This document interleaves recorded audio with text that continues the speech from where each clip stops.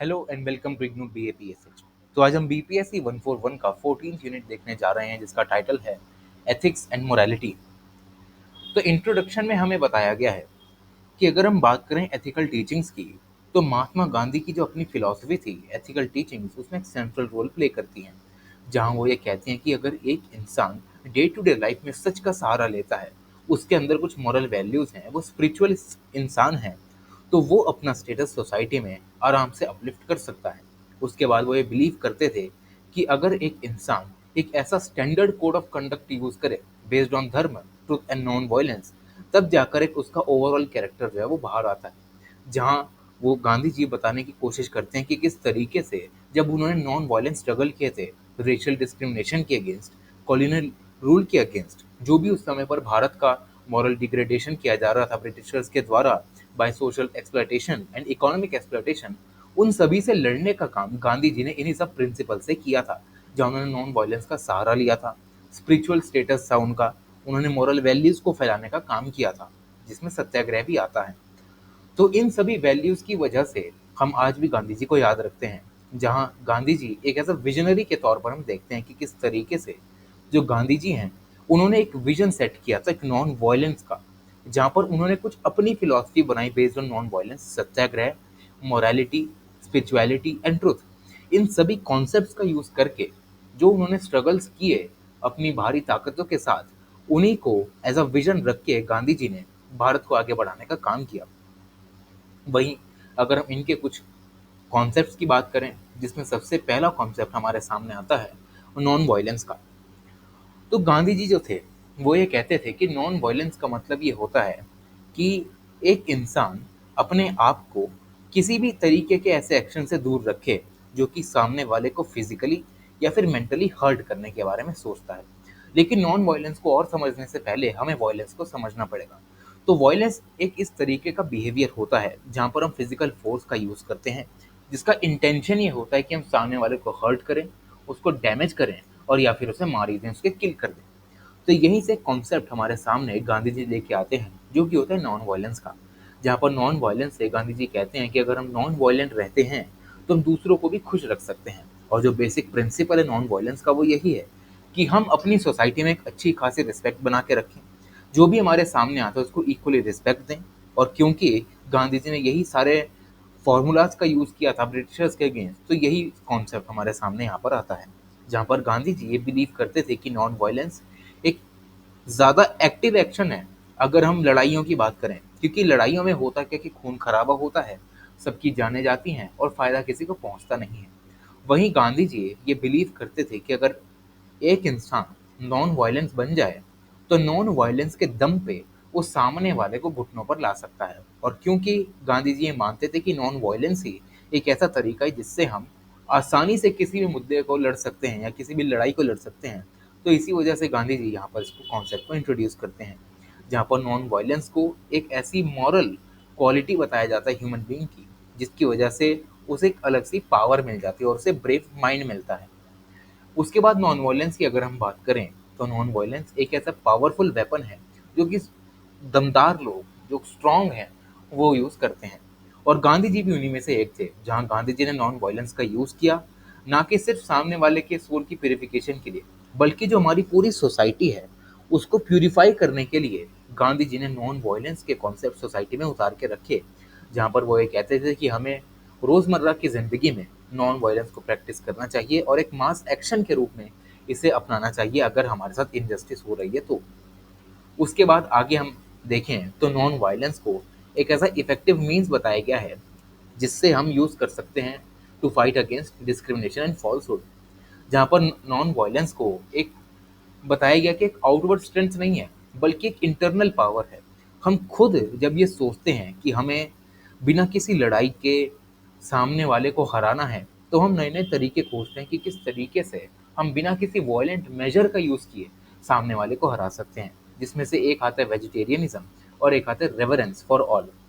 जहाँ पर गांधी जी जो हैं वो यहाँ पर सभी तरीके के वॉयलेंट मूवमेंट जो होती हैं, जैसे कि मर्डर हो गया, वॉर, कैपिटल पनिशमेंट, इन सभी से यहाँ पर लोगों को प्रिवेंट करने की बातें करते हैं। और नॉन वायलेंस में abortion, mercy killing, suicide, infanticide, ये जो भी सोशल इविल चल रहा है हमारी ह्यूमन सोसाइटी में, भले ही वो फिजिकल हो, साइकोलॉजिकल हो, इन सभी से नॉन वायलेंस हमें बचाने का काम करती है। और नॉन वायलेंस एक फ्रीडम भी क्रिएट करती है, जिसकी वजह से हम बिना किसी दिक्कत के सामने वाले का यहाँ पर सफाया कर सकते हैं। आगे बढ़ते हैं ट्रुथ पे। तो गांधी जी ट्रुथ को जो है वो भगवान से रिलेट कर देते हैं। वो ये कहते हैं कि ट्रुथ एक वर्च्यू है। ट्रुथ एक ऐसा फैक्ट है जिससे हम खुद को सेल्फ रिवील करते हैं। क्योंकि आज के टाइम पे ये गांधी जी कहते हैं कि अगर एक इंसान इग्नोरेंट है तो वो कभी भी आगे जाकर अच्छा इंसान नहीं बन सकता। एग्जाम्पल लें तो अगर एक इंसान रोज सिगरेट पी रहा है, अब उसे पता है कि वो सिगरेट पीने का जो एक्ट है वो उसके लिए बुरा है, लेकिन तब भी वो पीते जा रहा है, इग्नोरेंट बन रहा है, उसे सच का पता है, लेकिन उसे कभी भी अपना नहीं रहा है। तो वो इंसान जो है वो एक इग्नोरेंट इंसान है, और इग्नोरेंट इंसान कभी भी यहाँ पर सोसाइटी में मॉरली स्टेबल नहीं बन सकता। वो बल्कि सोसाइटी का मॉरल लेवल पे डिग्रेडेशन करता है, जहाँ पर खुद के कैरेक्टर तो वो बिगाड़ता ही है, लेकिन आजू बाजू के जो भी लोग होते हैं वो उसके इन्फ्लुएंस में आके खुद का कैरेक्टर जो है वो डिग्रेड करना चालू कर देते हैं। जहाँ वो कुछ 6 डेडली एनिमीज के बारे में भी हमें बताते हैं, जो कि इन सब चीज़ों के वजह से आती हैं, जैसे कि desire, anger, greed, attachment, pride और जेलसी।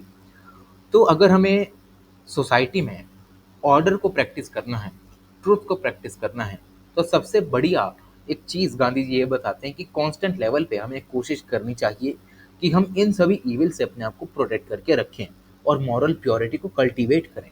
क्योंकि मॉरल कल्टीवेशन जो हमारा होता है उससे हमें करेज मिलता है, ताकि हम सामने वाले एनिमी से आराम से लड़ सकें, और हमें यहाँ पर सपोर्ट भी अच्छा खासा मिल जाता है। उसके बाद बात करते हैं हम नॉन स्टीलिंग की। तो गांधी जी के अकॉर्डिंग जो नॉन स्टीलिंग है, इसका मतलब ये नहीं कि कुछ भी हमें चोरी नहीं करनी। नॉन स्टीलिंग का मतलब ये है कि कोई भी चीज़ अगर हमें एंटाइटल्ड नहीं है, मतलब वो हमारी नहीं है, तो हमें ना ही अपने विचारों से, अपने शब्दों से और अपने एक्शन से उसको लेने की कोशिश करनी चाहिए। तो यहाँ पर गांधी जी दो तरीके के मीनिंग्स को डिफाइन करते हैं ऑफ नॉन स्टीलिंग। एक पॉपुलर सा यहाँ पर मीनिंग होता है कि हम किसी भी की जो बिलोंगिंग है या प्रॉपर्टी है जो हमारी नहीं है, हम उसको लेने की कोशिश करते हैं, तो ये हो गया स्टीलिंग। लेकिन इन्हीं सब चीज़ों से बचने को नॉन स्टीलिंग कहा जाता है। और सेकंड कॉन्सेप्ट ये है जो कि ज़्यादा रिगरस है, जहाँ गांधी जी ये कहते हैं कि जो भी इंसान जो है अगर नॉन स्टीलिंग को प्रैक्टिस करना चाहता है, तो उसे जो भी उसका पोजेशन है या जो भी उसकी बिलोंगिंग्स हैं उसको उतने तक ही सीमित रह जाना चाहिए। जो भी ऐसी चीज़ें हैं जो उसके लिए नीड नहीं है, ठीक है? क्योंकि बहुत सारी चीज़ें ऐसी होती हैं कि जिनकी हमें नीड तो नहीं है, लेकिन हम उन्हें पाने की चाह रखते हैं।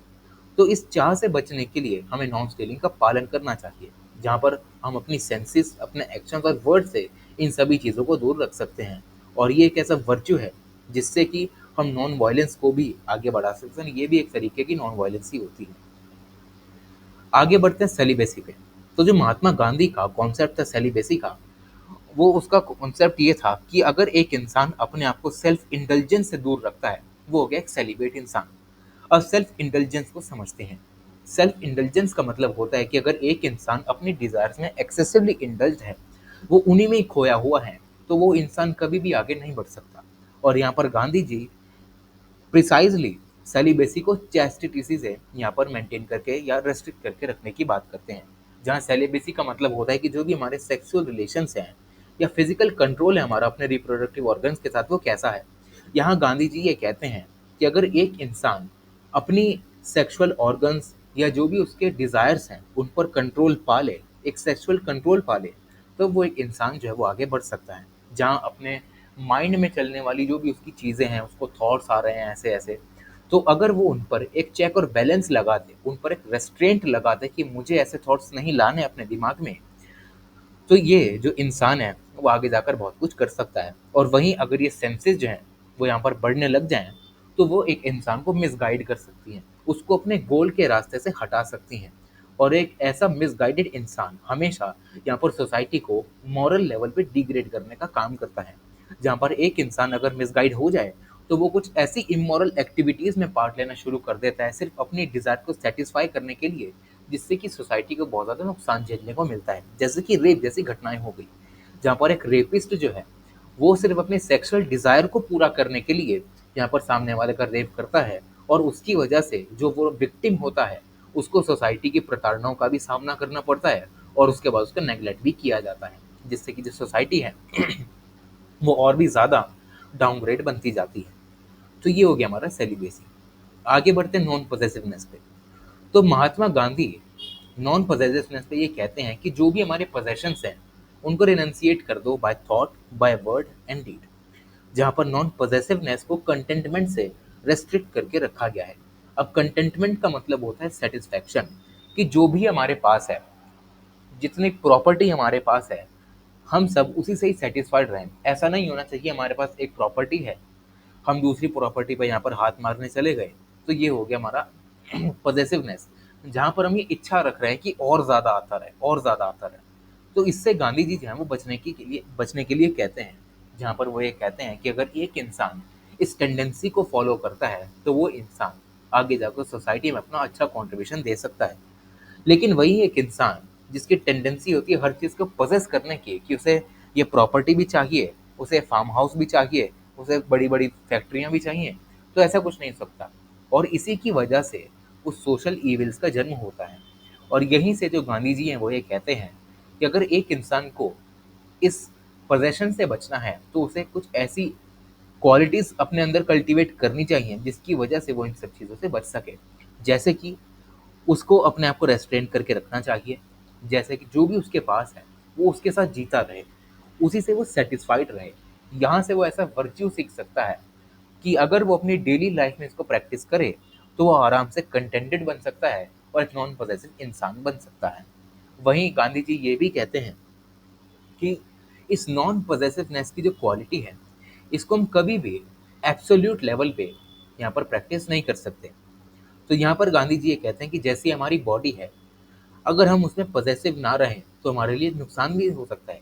जैसे कि अगर हम सोचें कि अगर हम देखें कि अगर एक बॉडी है, ह्यूमन बॉडी है, उसमें हार्ट भी चाहिए, लिवर भी चाहिए, दिमाग भी चाहिए, लेग्स भी चाहिए, हैंड्स भी चाहिए, तो सारी चीज़ें हमारे पास होनी चाहिए, तभी एक बॉडी जो है वो प्रिजर्व हो सकती है।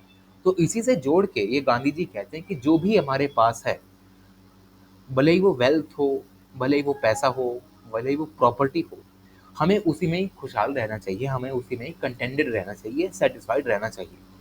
तो ये हो गया हमारा नॉन पॉसेसिवनेस। आगे बढ़ते हैं कैरेक्टर पे। तो जो गांधी जी का बिलीव था कैरेक्टर के ऊपर वो ये था कि जो एक कैरेक्टर है वो एक अंदर से आने वाली चीज़ है, मतलब हमारे कंसाइंस से आने वाली चीज़ है। और कैरेक्टर एक इंसान का ऐसी चाबी होती है जिसकी वजह से वो सक्सेस को पा सकता है। अगर एक इंसान का कैरेक्टर अच्छा है तो उसे बहुत ही अच्छी पोजीशन अपने फ्यूचर में मिल सकती है। और जहाँ कैरेक्टर की बात आए तो गांधी जी यहाँ पर इसको सेल्फ कंट्रोल्ड, ट्रूथफुलनेस और सफिशिएंस से ऊपर मानते हैं। क्योंकि गांधी जी को लगता था कि अगर एंड हमारा हो गया तो वो इंसान जो है वो तो खत्म हो गया। लोग उसकी ये बात नहीं करेंगे कि उसको नॉलेज बहुत ज़्यादा थी, उसके पास पैसा इतना था। वो बात करेंगे कि इंसान का कैरेक्टर ऐसा था कि इंसान बढ़िया था, इंसान सबकी हेल्प करने वाला था। तो ये होता है उसका कैरेक्टर। तो जो रियल कैरेक्टर है वो ये होता है जहाँ पर सेल्फ कंट्रोल, ट्रूथफुलनेस और सस्पिशन से ऊपर अगर एक इंसान अपने कैरेक्टर को डेवलप करने की कोशिश करता है तभी एक इंसान जो है सक्सेसफुल बन सकता है। और यही चीज़ गांधी जी कहते हैं कि अगर पेरेंट्स जो हैं वो अपने चिल्ड्रन को इक्वालिटी में रखें, जहाँ पर वो उसकी एजुकेशन पर तो ध्यान दे ही, लेकिन उसके ओवरऑल कैरेक्टर डेवलपमेंट पर भी ध्यान दें, तब वो बच्चा जो है वो आगे जाकर बहुत ज़्यादा अच्छा बन सकता है। वहीं गांधी जी ये भी कुछ एग्जाम्पल देते हुए कहते हैं कि अगर एक ऐसा इन्वायरमेंट है एक किसी इंडिविजुअल का जिसमें सॉरो है, सफरिंग है, तो उस इन्वायरमेंट की वजह से भी यहाँ पर एक जो इंसान है उसका कैरेक्टर वैसा बन जाता है जहाँ वो खुद को सेल्फ विक्टिमाइज यानी विक्टिम कार्ड खेलने की कोशिश करता है।